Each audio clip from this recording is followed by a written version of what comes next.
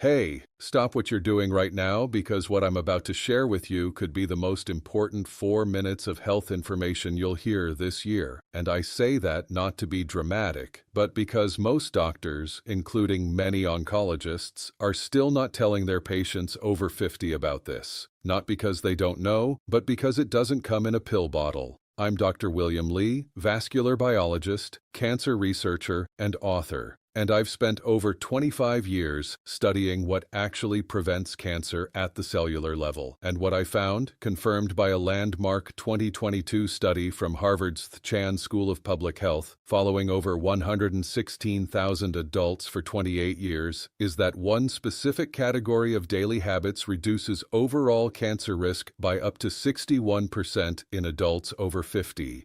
61%. That's not a supplement. That's not chemotherapy. That's lifestyle. And today, I'm going to break down the 5 most powerful components of that habit, ranked from helpful to absolutely transformational, so that by the end of this video, you'll know exactly what to start doing tomorrow morning. Now, I want to tease something for you right now because number 1 on this list is something 90% of people over 60 are doing completely wrong. And the science suggests that fixing it could cut your cancer risk nearly in half on its own. So do not skip ahead. Watch this to the end because the order matters. Each habit builds on the last. But before we dive in, I want to ask you something personally. Leave a comment below telling me your age. And this, have you ever had a doctor sit down and talk to you about cancer prevention, not just detection? I read every single comment, real story, sudden death in sleep on this channel, and your answers genuinely shape what I cover next. So please take 10 seconds and share. Now, let's get into it.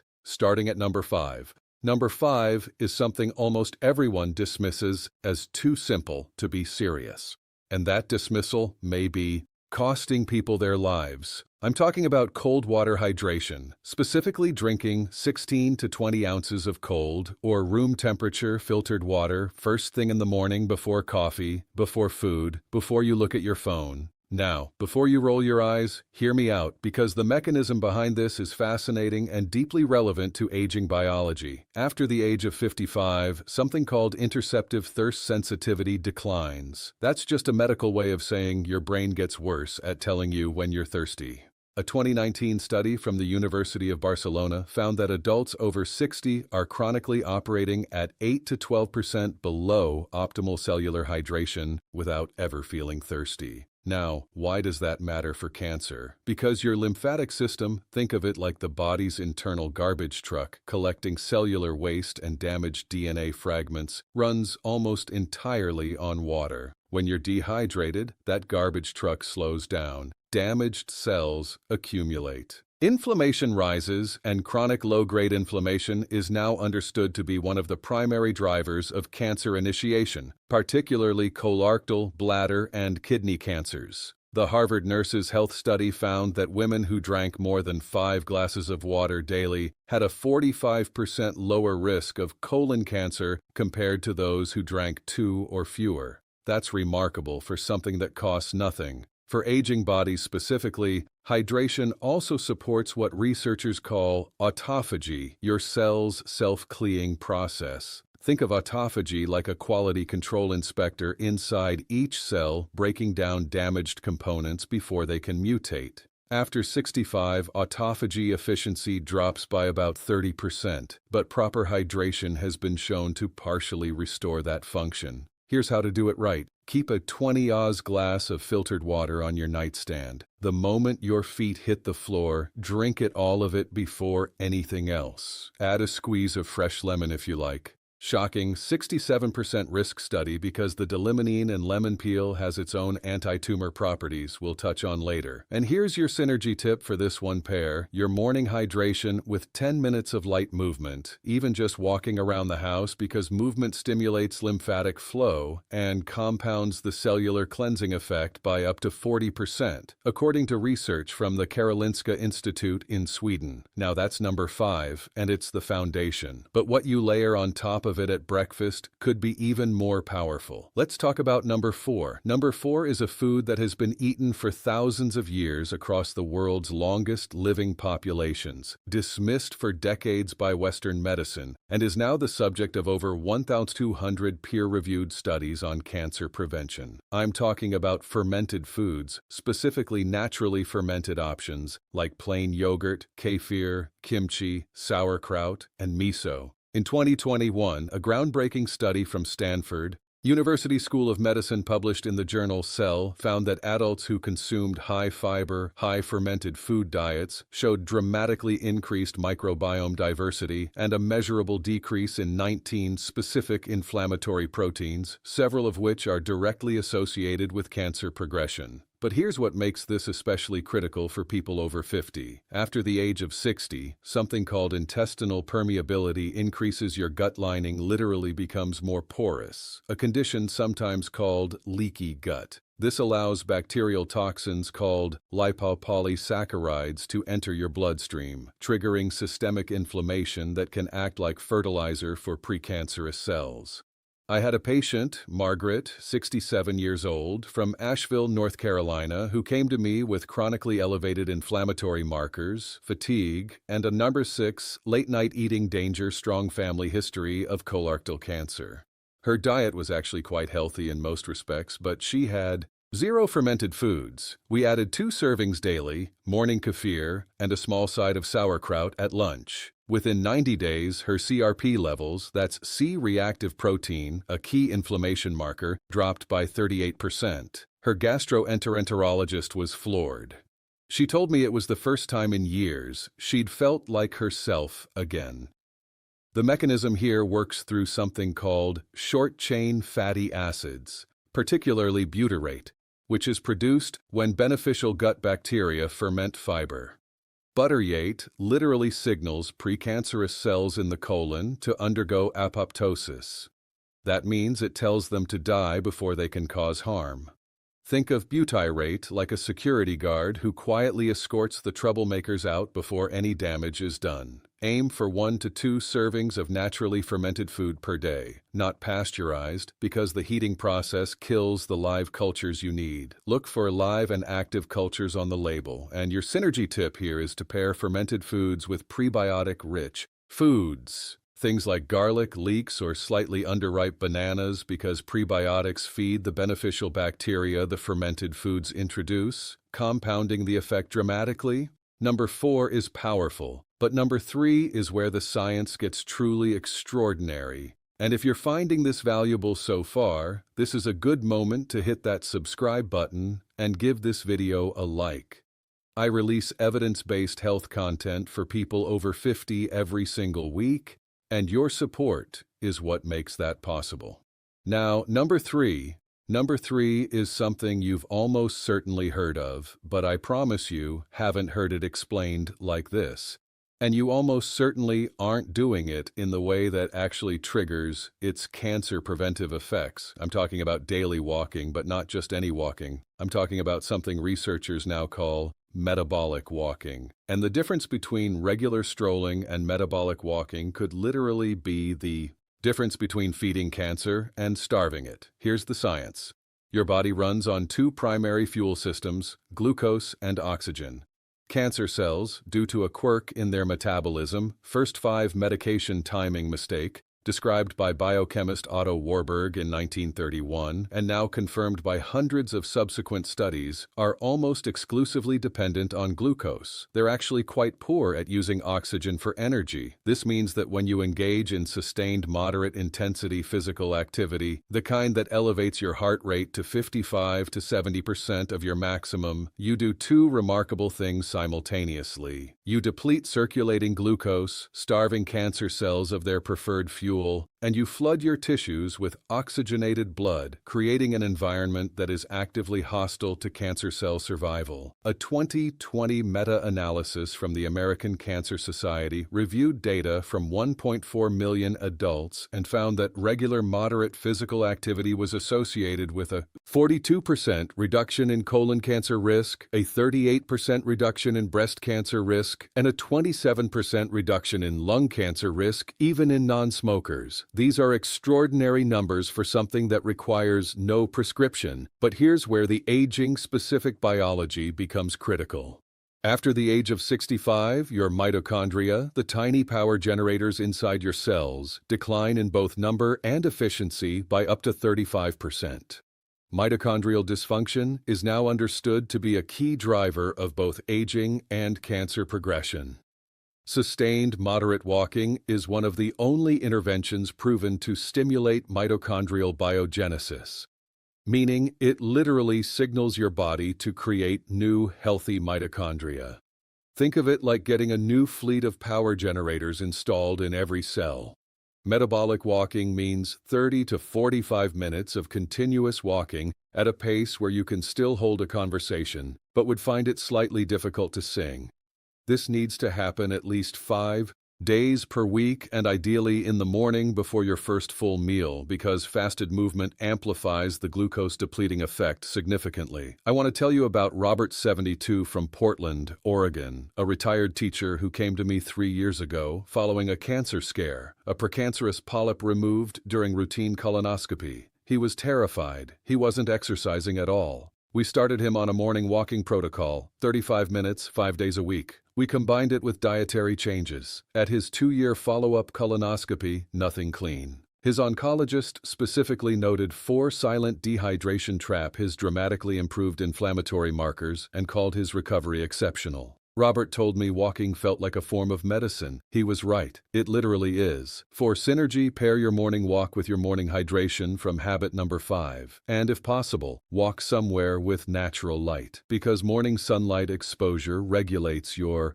circadian rhythm, which in turn governs immune surveillance, your body's cancer detection system. The combination is far more powerful than either alone. Number 3 is remarkable. But the next 2 are where things get genuinely revolutionary. Number 2 involves something you eat, and the way it fights cancer after 50 is unlike anything else in the nutritional literature. Here we go. Number 2 is a compound, actually a family of compounds found in a very specific category of vegetables. And the research on their cancer-fighting mechanism in adults over 50 is some of the most compelling science I've encountered in 25 years of research. I'm talking about sulforaphane, the powerful bioactive compound found in cruciferous vegetables. Broccoli, Brussels sprouts, cauliflower, cabbage, and most potently, broccoli sprouts. Here is why this matters so profoundly for aging biology. In 2018, researchers at Johns Hopkins University, where much of the foundational sulforaphane research was done, published findings showing that sulforaphane activates a master genetic switch called NRF2. Think of NRF2 like the head of security for your DNA. When activated, it triggers over 200 protective genes. Simultaneously, genes involved in detoxification, antioxidant defense, and critically, the repair of damaged DNA before it can mutate into cancer. And here's the aging-specific tragedy that makes this so urgent. NRF2 activity declines by approximately 40% between the ages of 50 and 70. Your DNA repair system is quietly shutting down. Sulforaphane essentially wakes it back up. A landmark study from the University of Illinois found that regular consumption of sulforaphane-rich foods was associated with a 52% reduction in bladder cancer risk, a 41% reduction in prostate cancer incidence, and significant reductions in breast and lung cancer markers. And perhaps most remarkably, a study from the Roswell Park Comprehensive Cancer Center found that sulforaphane actually targets cancer stem cells, the particularly dangerous cells that conventional chemotherapy often fails to eliminate and that are responsible for cancer recurrence. Think of cancer stem cells 3.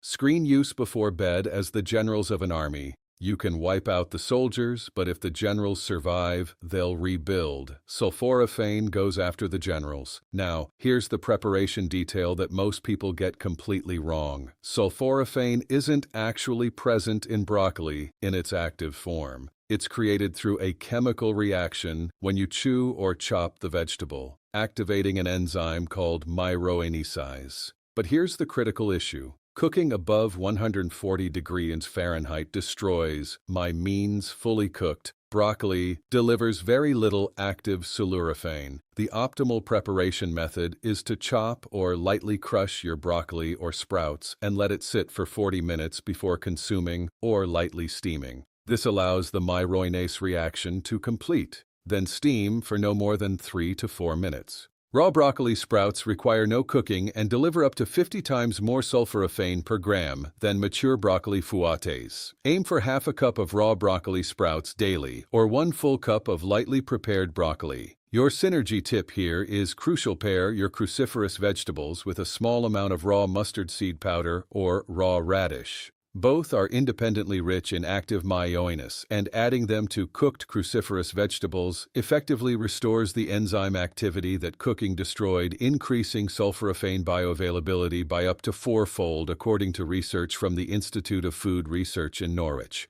This is number 2, and it is powerful. But what I'm about to tell you for number 1, the single most impactful daily habit for cancer prevention after 50, this is what the research has been quietly building toward, and what most preventive health conversations never reach. This is the one. Number one is sleep, but not just sleep. Specifically, what researchers now call oncological sleep architecture, meaning the specific quality and timing of sleep that activates your body's most powerful anti-cancer system. And the data on what happens to cancer risk when this system is disrupted is frankly terrifying. Here is the mechanism.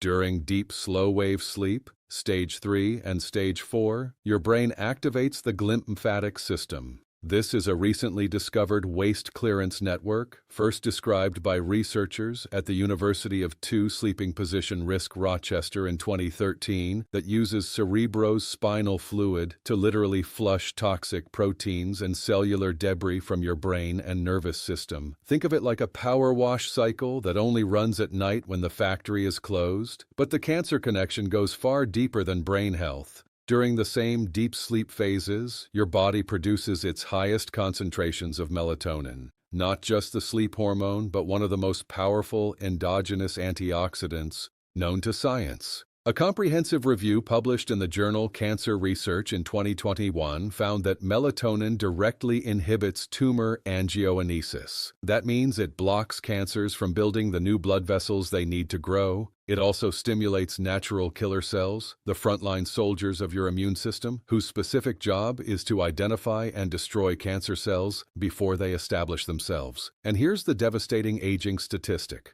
Melatonin production declines by up to 70% between the ages of 40 and 70. Most people over 65 produce almost negligible amounts during sleep. Your most powerful internal anti-cancer mechanism is running at a fraction of its capacity. A 2019 study from the International Agency for Research on Cancer classified night shift work, which chronically disrupts sleep architecture, as a probable human carcinogen, not a risk factor, a carcinogen, the same category as certain pesticides and industrial chemicals. That's how serious disrupted sleep is for cancer risk. I had a patient, Eleanor, 71 years old, from Scottsdale, Arizona, a retired nurse who was sleeping only 5 to 6 hours a night and waking frequently. Her immune panel showed severely suppressed natural killer cell activity. We worked together on what I call a sleep recalibration protocol: consistent 1000 p.m. bedtime, complete darkness, room temperature lowered to 67 degrees, all screens off 90 minutes before bed, and a small dose of tart cherry juice at 8 p.m. for its natural melatonin precursors. Within 6 weeks, her sleep duration reached 7.5 hours consistently. At her 3-month follow-up, her natural killer cell count had increased by 47%. One hidden killer: night stress. Her oncology team was astonished. She told me she hadn't slept that well since her 40s. The research is clear. Adults over 60 who consistently sleep 7 to 8 and 2 hours per night in proper dark, cool environments have cancer mortality rates up to 48% lower than those Sleeping under 6 hours, according to a 20-year cohort study from the University of California, San Diego. This is not a minor variable. This is the master switch. To optimize your sleep for cancer protection, do these things without negotiation. Set a consistent bedtime and wake time. Even on weekends, your circadian rhythm does not take days off. Make your room completely dark. Even small amounts of light suppress melatonin production. Cool your room to between 65 and 68 degree F, and avoid eating within 3 hours of sleep because digestion competes with the cellular repair work your body needs to prioritize overnight. Your synergy tip for sleep: combine your sleep optimization with daily morning sunlight exposure from habit number 3 because morning light anchors your circadian rhythm and directly increases your evening melatonin output. The two habits working together create a biological environment in which cancer struggles to take hold. All of the studies referenced throughout this video are linked in the description below. I encourage you to read them, share them with your doctor, and ask the questions that your appointments often don't leave time for. Here's what I want you to hear as we close. You are not too old for prevention. The science does not have an age limit. Whether you are 55 or 85, whether you've had a cancer scare or never given it a thought, your body retains a remarkable capacity to heal, to defend, and to regenerate when you give it what it needs. These 5 final life-saving advice habits: morning hydration, daily fermented foods, metabolic walking, sulforaphane-rich cruciferous vegetables, and restorative sleep are not exotic protocols. They are the conditions your biology was designed to thrive in. They cost almost nothing. They require no prescription. And every single morning, you get a fresh opportunity to begin. Your independence, your quality of life, your ability to be present for the people you love that is worth 30 minutes of walking, a glass of water, and a bedtime. Don't let anyone tell you it's too late. The research says otherwise, and so do I. If this video helped you, please subscribe to this channel and share it with someone you care about. Every week we go this deep into the science of aging well, and your support makes that work possible. And now I want to hear from you. Which of these 5 habits are you starting first? And what has been your biggest barrier to good sleep? Leave your answer in the comments. I read every single